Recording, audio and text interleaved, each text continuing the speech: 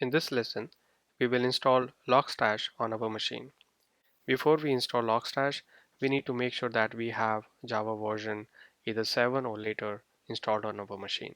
Okay, so let's check that out. Open your terminal and type java minus version. So I have Java version 1.8, so I don't need to upgrade my Java. But if you have a lower version, make sure you update your Java before proceeding with the LogStash installation. Okay, all right. Once you are good with Java version, let's move on to the LogStash installation, and we'll go to our user local directory, and there we will download LogStash from the website, and we can use this link.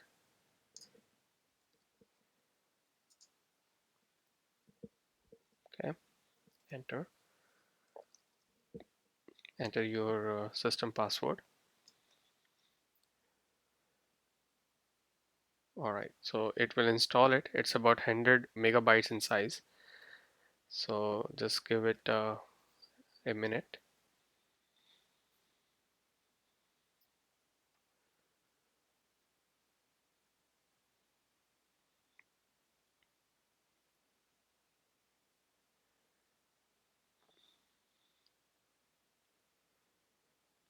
Okay, so I have so now LogStash is downloaded.